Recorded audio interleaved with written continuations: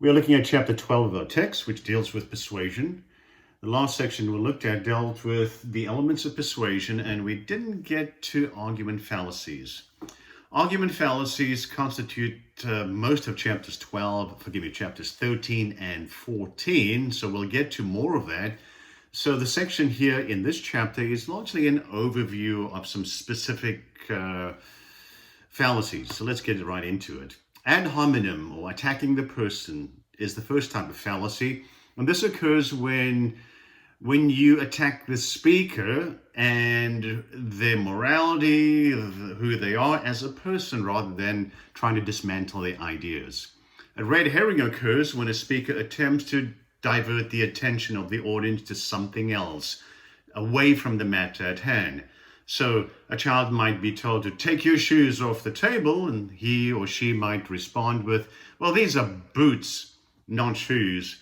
And so they're trying to change the focus of the argument to definition rather than remove and the action of putting their shoes or boots on the table.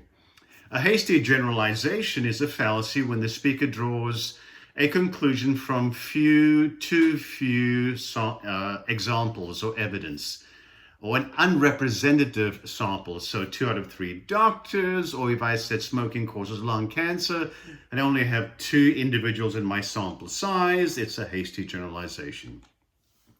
A false cause occurs when a speaker uses a fallacy to point out that because one event followed the other event, that the first event caused the second event. So, I got a headache right after eating the hot dog. It must be the food. Of course, that it probably wasn't the food. It was something else. The first didn't cause the second. A false analogy compares 2 things that are not really comparable. And so here you might say that buying stock is like gambling because both involve money and risk. And there is some comparison or similarity to it, but it might constitute a false analogy. The slippery slope argument claims there will be a chain reaction, a domino effect that will end in some dire consequence. So if you don't pay attention to my video, you'll fail this course, and then you'll drop out of college and you'll become a beggar, and you'll die and be buried in a pauper's grave. All right, let's get to what this section is supposed to be about, and that is about focusing your persuasive goals, aims, and claims. So let's go back to the definition of persuasion, and that is the process of attempting to change or reinforce attitudes, values, beliefs, or behavior. So you've got to figure out what are your goals and what are your aims. What's your overall persuasive goal? And what are your narrower persuasive aims? So it sounds a little confusing, but hang on. The 2 overall goals of persuasion are to address the attitude or to address the action, or to move an audience to action. Let's get to that, and then we'll get to persuasive aims. Speeches that focus on attitudes. Your goal is to get your audience, to convince your audience to share your attitude. The tuition at Wake Tech is way too high. Too many high school students vape, right? The way you approach your goal, of course, depends on the nature of your audience. If it's a negative audience that is hostile, you want to change their opinions and you have a challenge. But when you address an audience that shares your point of view, as we said earlier, your job is to reinforce existing attitudes. Speeches that require action are more difficult because your goal is to bring about actual change.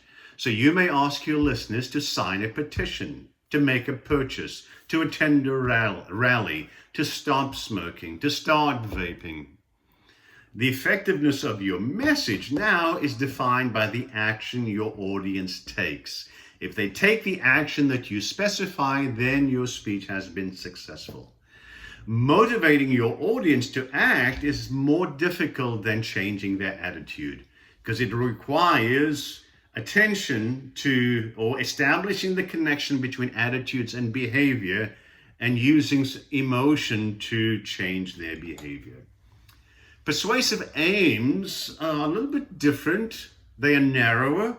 And so there are basically four persuasive aims. The first is adoption.